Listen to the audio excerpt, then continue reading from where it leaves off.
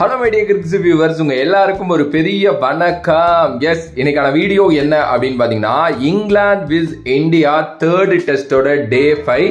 இன்னைக்கு third test நடந்து முடிஞ்சிருக்கு. உண்மையிலுமே ஹிஸ்டரி ஆஃப் இந்தியா விஸ் இங்கிலாந்து டெஸ்ட்ல ஒரு முக்கியமான மேட்சா இது இருந்திருக்கும். பட் இப்பயும் இருக்கும் அப்படின்னு தான் நான் நினைக்கிறேன்.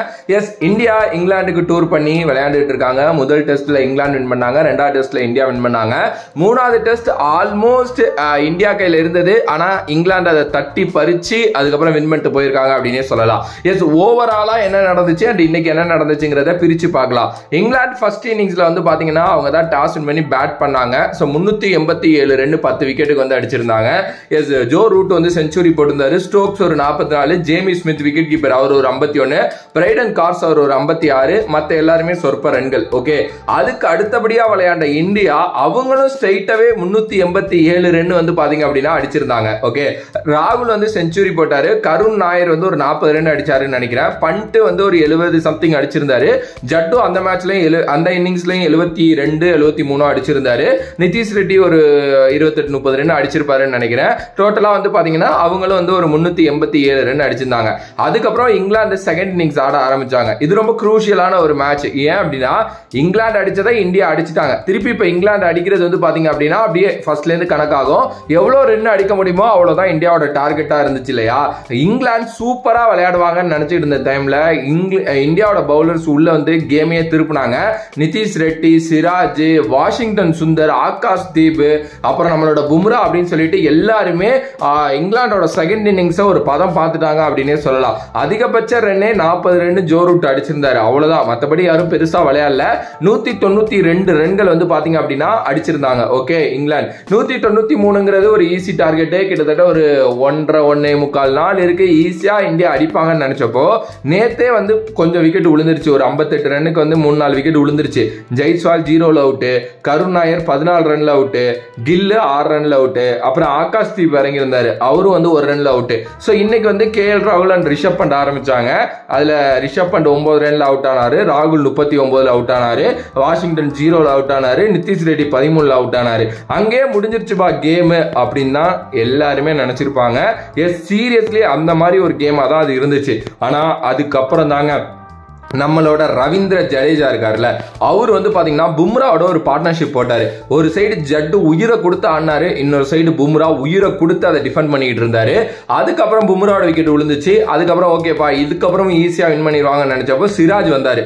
அவரு சூப்பரா வந்து பாத்தீங்க அப்படின்னா நின்று டிஃபெண்ட் பண்ணிட்டு இருந்தாரு. ஓரளவுக்கு அப்படியே ஸ்கோரை வந்து பாத்தீங்கன்னா கொண்டு வந்துட்டாரு ஜடேஜா. சீரியஸ்லி வந்து ஒரு மிகப்பெரிய வெற்றியா இங்கிலாந்து அடைய வேண்டியதை ஜட்டு இருந்ததுனால மட்டும்தான் கொண்டு வந்தாரு அவ்வளவு தூரம். ஜட்டு வந்து 61 ரன் நாட் அவுட். ஆனா சிராஜ் வந்து பாத்தீங்க அப்படின்னா அவுட் ஆயிட்டாரு. அதுவும் வந்து இங்கிலாந்து என்னென்னமோ பண்ணி பார்த்தாங்க. ஆனா அவங்களோட விக்கெட்டை வந்து பாத்தீங்க அப்படின்னா எடுக்கவே முடியல. பட் ஒரு லக்குலையும் லக்கு, மோசமான பேட் லக்கு அப்படின்னு ஒன்று நடந்துச்சுன்னா அது இன்னைக்கு சிராஜுக்கு நடந்த அந்த விக்கெட் தான். சிராஜோட விக்கெட் வந்து உண்மையிலுமே வந்து அது இங்கிலாந்து எடுக்கல, அதுவா கொடுத்துருச்சு அப்படிங்கிற மாதிரி தான் இருந்துச்சு. ஆப்வியஸ்லி வந்து அந்த ஒரு விக்கெட், சிராஜோட விக்கெட்னால இங்கிலாந்து ஜெயிச்சுட்டாங்க.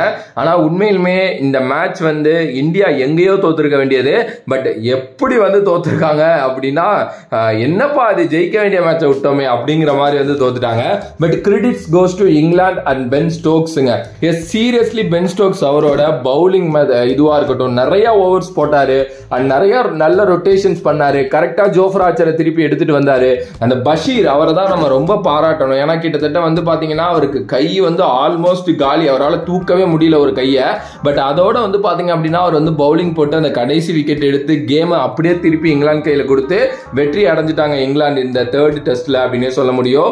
ஒரு செமையான மேட்சை கண்டிப்பா நீங்க பார்க்கல அப்படின்னா மிஸ் பண்ணிட்டீங்க அப்படின்னு தான் நினைக்கிறேன். ஹைலைட்ஸ் போயிட்டு பாருங்க. இது இந்தியா தோத்ததுக்கான காரணம் என்ன அப்படின்னா, ஆக்சுவலி இந்த மேட்ச் வந்து பாத்தீங்கன்னா நம்ம எல்லாருக்குமே தெரியும் ரொம்ப முக்கியமான கிரவுண்டான லார்ட்ஸ்ல நடந்துச்சு. இதுல என்ன மேட்டர் அப்படின்னா லார்ட்ஸ் மாதிரி கிரவுண்ட்லாம் உங்களால் ப்ராப்பர் பேட்டர்ஸ் இல்லை அப்படின்னா விளையாடுறது கஷ்டம். இப்போவே நீங்கள் இந்தியாவில் ரன் அடித்த பிளேயர்ஸ்லாம் பாருங்களேன், ஒரு KL ராகுல், ஒரு கருண் நாயர், ஒரு பண்ட், ஜட்டு, இவங்கள மாதிரி ஒரு ப்ராப்பர் டெஸ்ட் கிரிக்கெட்டர்ஸ் தான் வந்து பார்த்தீங்க அப்படின்னா அங்கே வந்து நிற்க முடியும். எஸ், இந்தியாவில் நிறைய நல்ல பிளேயர்ஸ் இருக்காங்க, நான் இல்லைன்னு சொல்ல. பட் பிச்சு வந்து வேற மாதிரி பிஹேவ் பண்ணுங்க ஆப்வியஸ்லி. ஏன்னா ஸ்பின்னர்ஸுக்கு ஏதுவாக இருக்கும், ஃபாஸ்ட் பவுலர்ஸ்னால கேம்குள்ளே வருவாங்க, அட்மாஸ்பியரே ஒரு மாதிரி வந்து நல்லா இருக்கும். எஸ், அது கேமை வந்து ஈஸியாக எடுத்துக்க விடாது என்னைக்குமே லார்ட்ஸ் மைதானம். நிறைய நம்ம ஹிஸ்டரியில பார்த்துருக்கோம் லார்ட்ஸ் எந்தெந்த மாதிரிலாம் பிஹேவ் பண்ணிருக்கு அப்படின்ட்டு. அண்ட் உண்மையிலுமே வந்து சம மேட்ச் இது ஆக்சுவலி. அண்ட் இன்னொன்று கூட ஒரு ஸ்டாட் ஒன்று போட்டாங்க, என்ன அப்படின்னா இன்னைக்கு தான், அதாவது இந்த டேட் ஜூலை 14 தான் 2019ஆம் ஆண்டு வந்து பார்த்தீங்க அப்படின்னா நம்ம இங்கிலாந்து வந்து பார்த்தீங்க அப்படின்னா கப் அடிச்சிருக்காங்க, அந்த வேர்ல்டு கப்பு. அதுவும் மறக்க முடியாத தருணம். அண்ட் இதுவும் ஒரு ஹிஸ்டாரிக்கல் மேட்சாக அமைஞ்சிருச்சு அப்படின்னு தான் நான் நினைக்கிறேன். பட் சீரியஸ்லி வந்து feeling bad for Ravindra Jadeja. மனுஷன் எங்கேருந்தோ எங்க கேமை எடுத்துட்டு வந்தான். உண்மையிலுமே சூப்பரான ஒரு பிளேயர். இந்திய கிரிக்கெட் வரலாற்றில், அது டெஸ்ட் கிரிக்கெட் வரலாற்றில் கிட்டத்தட்ட வந்து இந்த 70 வருஷ டெஸ்ட் கிரிக்கெட் வரலாற்றில் 2 டெஸ்ட்லையுமே வந்து பார்த்தீங்க அப்படின்னா 2 இன்னிங்ஸ்லையுமே வந்து பார்த்தீங்கன்னா 50+ ஸ்கோர் வந்து லார்ட்ஸில் அடித்த ஒரே ஆள் வந்து ரவீந்திர ஜடேஜா அப்படின்னு சொல்றாங்க. எஸ், ஒரு பக்காவான ஒரு பர்ஃபெக்டான ஆல்ரவுண்டர் அப்படிங்கிறது இதுலேருந்தே தெரியுது. ரொம்ப நல்ல கேமை இந்தியா வந்து கைவிட்டுட்டாங்க அப்படின்னு தான் நான் சொல்லுவேன். அதுவும் ஒரு எப்படி ஒரு ப்ராப்பர் விக்கெட்லாம் இல்ல, உண்மையுமே இட்ஸ் ஹார்ட் லக் அப்படின்னு தான் நான் சொல்லுவேன். உங்களோட கருத்து இதை பத்தி என்னவோ அப்படியே மறக்காம கமெண்ட் பாக்ஸ்ல கமெண்ட் பண்ணுங்க. நீங்க என்ன நினைக்கிறீங்க, இந்தியா தோல்விக்கான காரணம் என்ன அப்படிங்கறதையும் மறக்காம கமெண்ட் பாக்ஸ்ல கமெண்ட் பண்ணுங்க. If you like the video please like, share and subscribe to நம்மளோட கிரிக்ஸிப் சேனல். வேற ஒரு வீடியோல வேற ஒரு கான்செப்ட் வந்து உங்களை சந்திக்கிறேன். அனதர் பாஃப்ரம் VJ Mani. Love you all, stay safe மக்களே. நன்றி நன்றி நன்றி நன்றி, வணக்கம்.